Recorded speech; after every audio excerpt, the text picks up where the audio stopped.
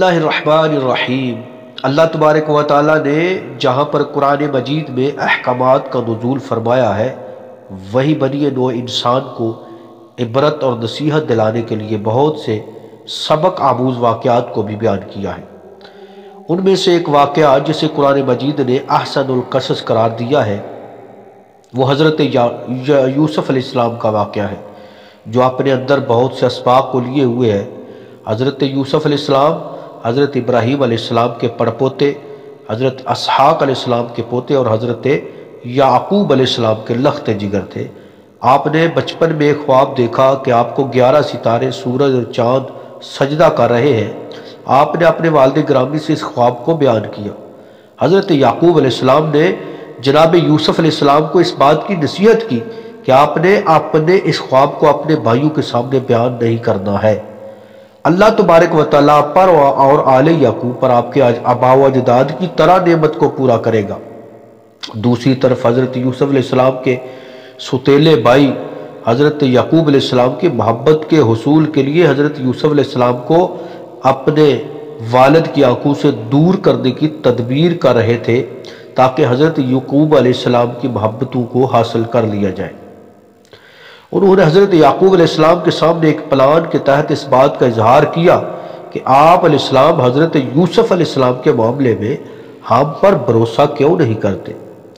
آپ ان کو ہمارے ساتھ روانہ کریں تاکہ وہ ہمارے ساتھ کھیلیں اور کھائے پیئیں۔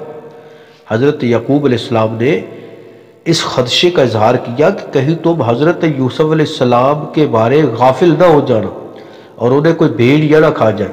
انہوں نے حضرت یعقوب علیہ السلام کو مطمئن کیا اور حضرت یوسف علیہ السلام کو اپنے ساتھ لے گئے اور ان کو ایک گہرے کنویں میں اتار دیا۔ حضرت یعقوب علیہ السلام کے پاس جب واپس آ کر حضرت یعقوب علیہ السلام کے پاس آ کر انہوں نے کہا کہ آپ کا خدشہ درست ثابت ہوا اور حضرت یوسف علیہ السلام کو ایک بھیڑیا کھا گیا ہے۔ حضرت یعقوب علیہ السلام نے اس بات پر صبر کیا اور خاموش ہو گئے۔ حضرت یوسف علیہ السلام جس کنویں میں موجود تھے تو اس کے پاس سے مصر کو جانے والا ایک قافلہ گزرا اور انہوں نے پانی کے حصول کے لیے، پانی نکالنے کے لیے کنویں میں ڈول ڈالا تو حضرت یوسف علیہ السلام ڈول کے ذریعے باہر آ گئے۔ انہوں نے حضرت یوسف علیہ السلام کو اپنے ساتھ لیا اور ان کو گنتی کے چند درہم کے عوض مصر کے ایک بڑے گھرانے یعنی عزیز مصر کے ہاتھ فروخت کر دیا۔ حضرت یوسف علیہ السلام وہاں پرورش پاتے رہے اور اپنی زندگی کے ماہ و سال کو طے کرتے رہے۔ جب آپ جوان ہوئے تو عزیز مصر کی بیوی آپ کے حسن پر فریفتہ ہو گئی اور اس نے آپ کو برائی کی دعوت دی جس کو حضرت یوسف علیہ السلام نے ٹھکرا دیا۔ عزیز مصر کی بیوی نے حضرت یوسف علیہ السلام کا تعاقب کرنے کی کوشش کی۔ اسی اثناء میں عزیز مصر اپنے محل میں داخل ہو رہا تھا۔ جب اس نے سارے منظر کو دیکھا تو اس کو بڑی تشویش ہوئی، لیکن اس موقع پر اس کی بیوی نے اپنے رویے کو بدل کر حضرت یوسف علیہ السلام پر الزام لگا دیا۔ حضرت یوسف علیہ السلام کی بے گناہی کو ثابت کرنے کے لیے اللہ تبارک و تعالیٰ نے اسی محل کے ایک بچے کو قوت گویائی عطا کی جس نے یہ بات کہی کہ حضرت یوسف علیہ السلام کی قمیض اگر آگے سے پھٹی ہوئی ہے تو عزیز مصر کی بیوی کا الزام سچا ہے، اگر قمیض پیچھے سے پھٹی ہوئی ہے تو الزام جھوٹا ہے۔ جب حضرت یوسف علیہ السلام کی قمیض کو دیکھا گیا تو وہ پیچھے سے پھٹی ہوئی تھی، چنانچہ یہ بات ثابت ہو گئی کہ حضرت یوسف علیہ السلام پاک دامن ہیں۔ اس واقعے کی اطلاع جب مصر میں پھیلی تو طبقہ اشرافیہ سے تعلق رکھنے والی عورتوں نے عزیز کی بیوی کے کردار پر تشویش کا اظہار کیا کہ وہ کس طرح اپنے ہی پالے ہوئے نوجوان پر فریفتہ ہو گئی۔ جب عزیز مصر کی بیوی نے ان کی باتوں کو سنا تو اس نے ان عورتوں کو اپنے گھر دعوت دی، مدعو کیا اور ان کے لیے مسند کو تیار کیا اور ان ہاتھوں میں پھلوں اور چھری کو دے دیا۔ ان عورتوں نے اپنے ہاتھوں کو کاٹ لیے۔ جب یوسف علیہ السلام کو انہوں نے دیکھا تو حسن یوسف برداشت نہ کر سکی تو انہوں نے اپنے ہاتھوں کو کاٹ لیا۔ یوسف علیہ السلام نے اس سارے منظر کو دیکھ کر اللہ سے دعا کی کہ یا اللہ مجھے ان عورتوں کے مکر سے نجات دلا کر جیل خانے پہنچا دے۔ اللہ تعالیٰ نے آپ کی دعا کو قبول فرما کر آپ سے ان کے مکر کو رفع کر دیا۔ جب آپ علیہ السلام جیل خانے میں داخل ہوئے تو آپ کی 2 قیدیوں سے ملاقات ہوئی جنہوں نے اپنے خوابوں کو آپ کے سامنے رکھا۔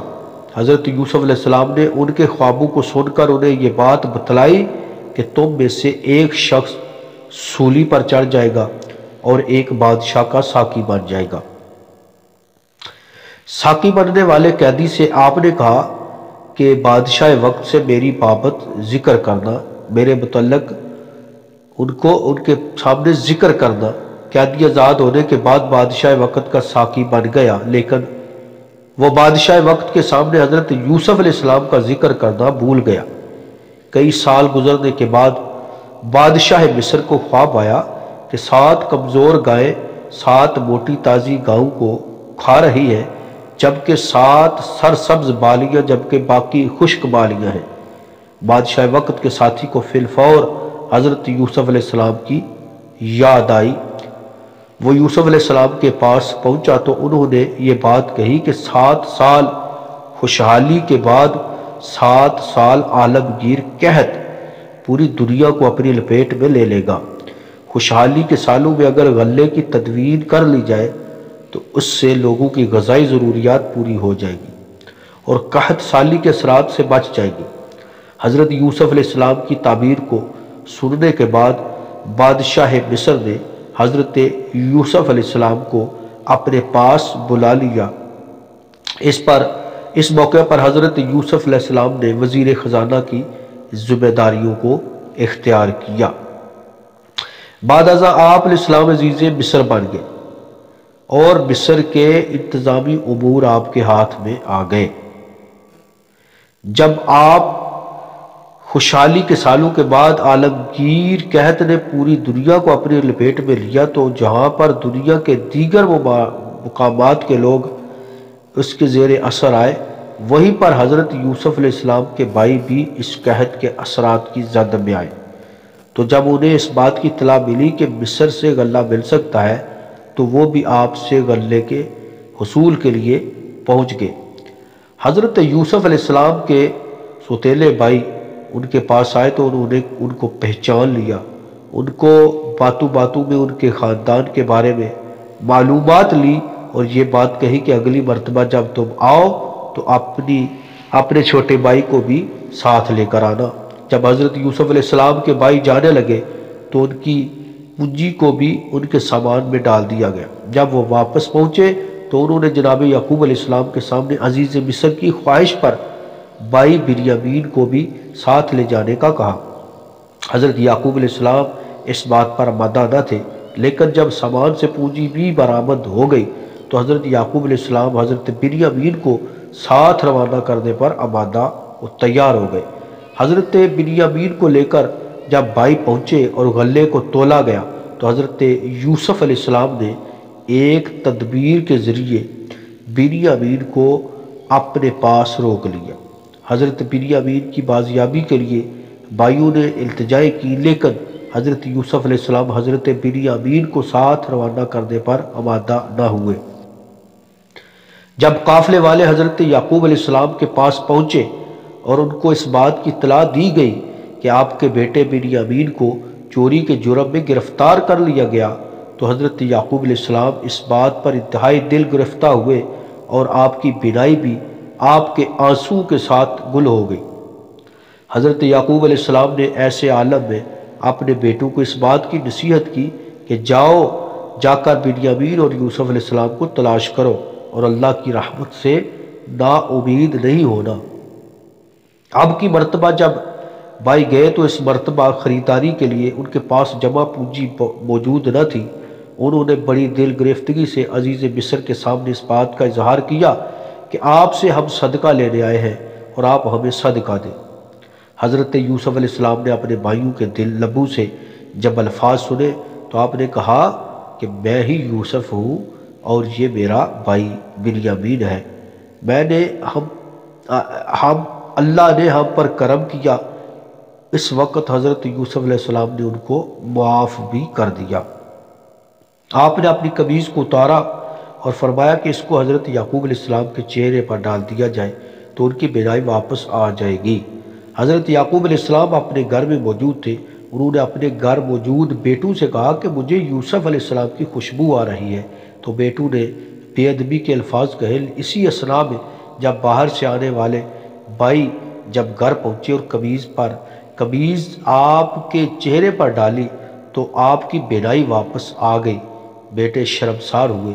آپ نے ان کی خطا کو معاف کر دیا اور تمام اہل خانہ مصر روانہ ہو گئے، جہاں حضرت یوسف علیہ السلام نے اپنے والدین کو تخت پر بٹھایا اور آپ کے والدین اور بھائی آپ کے سامنے سجدہ ریز ہو گئے۔ یوں حضرت یوسف علیہ السلام کے خواب کی تعبیر مکمل ہو گئی۔